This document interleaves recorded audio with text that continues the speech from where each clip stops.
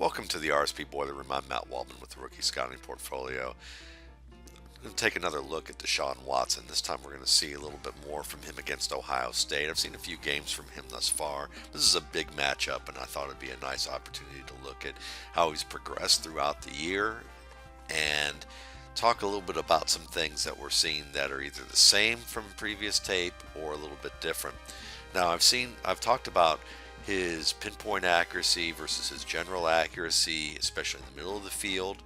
And this is a good example of some pinpoint accuracy breaking towards the inside that I haven't seen as much of from other tape.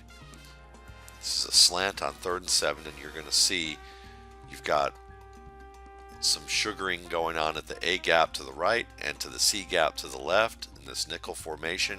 You have one safety over the slot right receiver, and you have a deep safety at least 15 yards deep in the back end here in the middle. So we're going to watch Watson as he takes his second step. He's looking left hash right here as he takes his drop back during his second step phase here of his 3-step drop. As he finishes that 3rd step, you see him pivot back to his right. Now he's looking at the route combination of the slot receiver breaking a little stick route to the outside, and then you have the slant route by Mike Williams coming to the inside off of a 7-step slant. At this point at the end of his drop, you can see that pressure's coming up the middle and around the right guard. It's coming close enough that a lot of quarterbacks, especially at the college game, might overreact to this or react to it in a way to try and slide up and throw, and it might make the timing a little bit more difficult. But Watson hangs right in there. He takes one step and delivers that ball from about the 26 in the middle of the field on a line, right hash, hits his receiver in stride at the 46. So you're looking at about a 13-yard completion here on a line. That's pretty good. That's pretty good middle of the field accuracy there, especially when you give your receiver room to run another 25 yards after the catch. And if he doesn't stumble at the 43, he might have beat this backside cornerback chasing in pursuit for an even longer gain.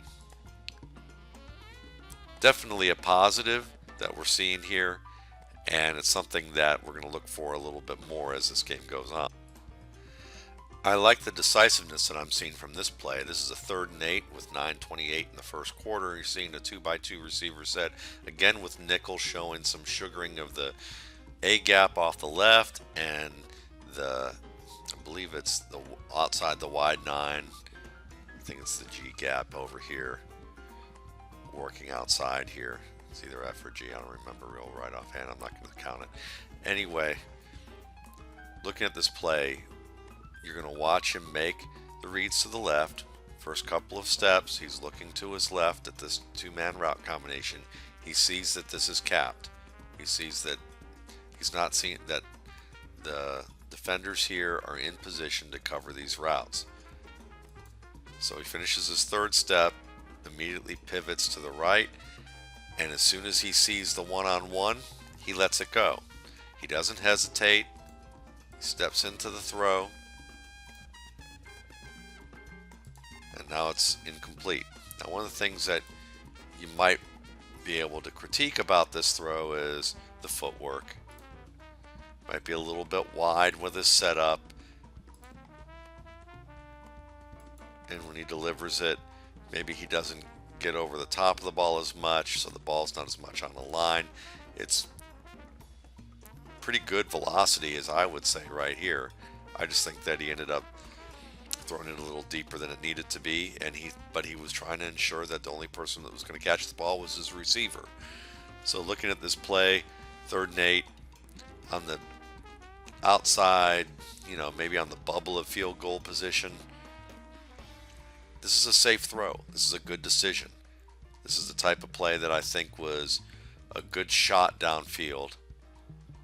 And the only thing that you might have asked him to do differently is maybe to hitch one step in the pocket and drop the ball down to Waldman right here.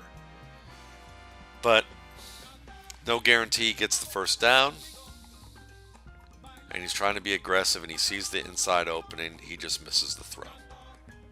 Look to see if he can make more of these throws as we go through his library. Now here's another good example of Watson's heady play and good decision making against the blitz. Now we're going to be looking at a nickel situation here. So pre-snap at this play. You've got a nickel look. You've got two high safeties. You've got sugaring of this A gap to the right. You've got a defender who seems to be leaning in a little bit over his gap between left tackle and left guard. Then you also have a little bit of a pre-snap lean from the slot defensive back. So you're wondering if these two guys might be coming. This guy is sugaring the gap, but he's kind of on his heels. So one guy's on his heels who's showing blitz. Two guys are on their toes who are a little further back.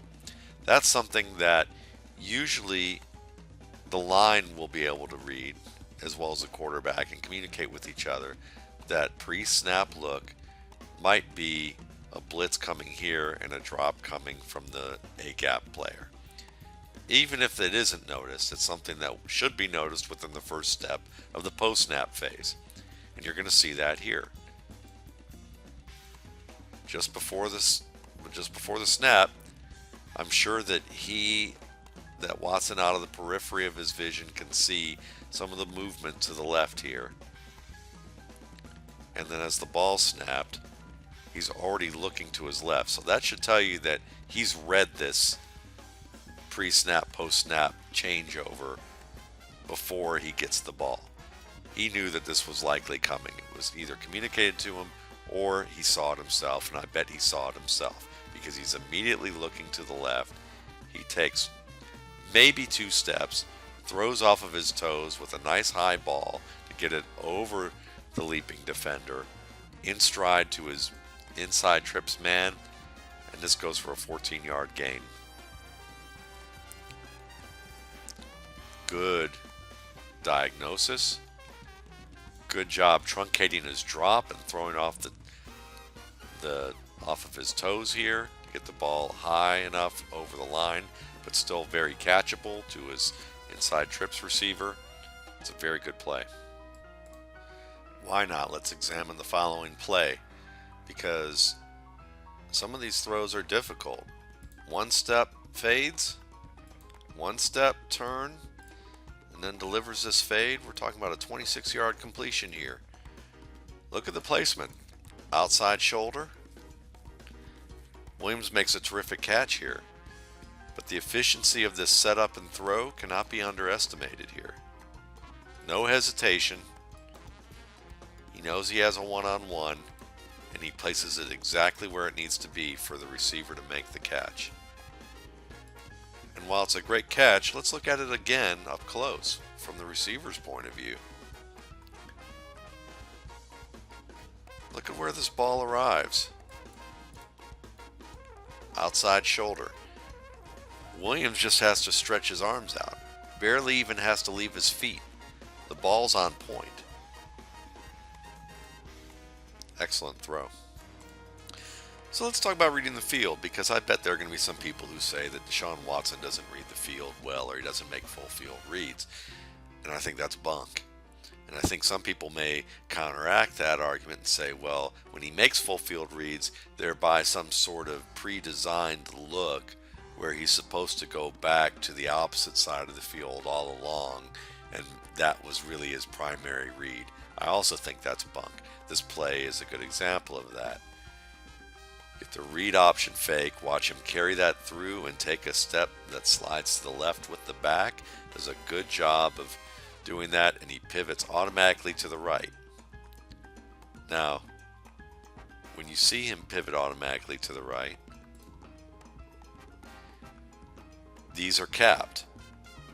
These routes are capped immediately, so he immediately makes his turn back to the left. If these were uncapped, he probably wouldn't throw here. But he does. He sees the one-on-one. He tries to make the throw. There's a little bit of contact here that might have been the difference between the receiver making the catch and what happened there. But as you can see, pre-snap, these routes are going to be capped off, especially this inside route.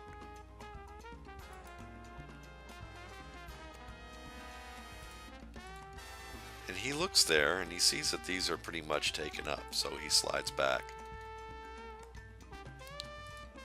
You don't have to take a long time to read the entire field, especially if you know what you're looking for and what you see. In fact, it's preferable that you don't take a long time when you only have 2.9 seconds usually to throw. So full field reads, 2.9 seconds. Thought he did that pretty well. Now you might look at this situation and say, well, maybe it's predetermined, because if it's already capped pre-snap, then why is he even looking there in the first place if he knows it's already not going to be an open situation? Well, because you are still going to look at that side of the field to see if something comes open immediately that can be an easy take on a 2nd and 5. There may be a defender that falls down. There may be a receiver that gets wide open in a situation here that it's an easier route than going downfield like this.